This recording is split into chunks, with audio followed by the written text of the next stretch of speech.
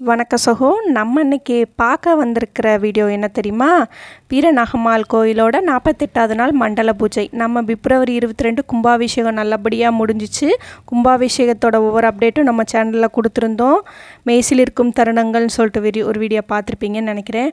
அதில் அழகாக கும்பாபிஷேகம் முடிகிற நேரம் பாம்பே தலையை எட்டி பார்க்கும், சாமி வந்தது எல்லாமே சூப்பராக இருக்கும். ஸோ அந்த கோவிலில் தான் இன்றைக்கி 48 நாள் மண்டல பூஜை நல்லபடியாக நடந்துச்சு. அது மட்டும் கிடையாது, நான் ஏற்கனவே சொல்லியிருக்கேன், இந்த அம்மாவோட ஸ்பெஷலே குழந்தை வரம் தர்ற அம்மா தான். குழந்தை வரம் தரும் நாகத்தம்மானே நம்ம சேனலில் 2 வீடியோ அப்லோட் பண்ணியிருப்போம். ஒருத்தவங்களுக்கு 16 வருஷம் கழித்து கிடச்சிச்சின்னு சொல்லிட்டு ஒரு வீடியோ இருக்குமா. இப்போ என்ன மிராக்கிள்னா, கும்பாபிஷேகத்துக்கு 3 பேர் குழந்தைக்காக வந்திருந்தாங்க. கயிறு கட்டிட்டு போனாங்க சரிங்களா. அதில் ஒரு ஆளுக்கு ரெக்கார்ட் பாசிட்டிவ். இப்போ 41 நாள் ஆகுது சரிங்களா. எவ்வளோ ஒரு சூப்பர் பாருங்கள்.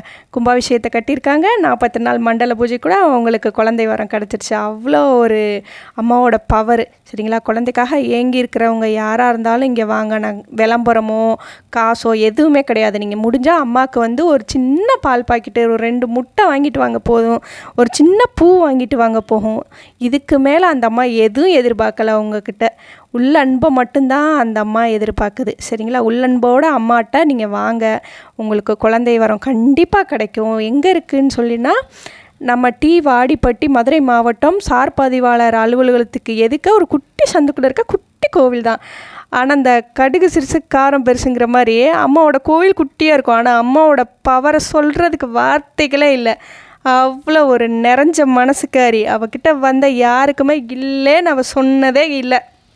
எவ்வளோ ட்ரீட்மெண்ட் பாருங்கள். அம்மாக்கிட்ட ஒரு சின்ன பிரசாதம் கூட போதுமே. அம்மாவோட ஆசீர்வாதம் உங்களுக்கு எப்போ இருக்கட்டும்.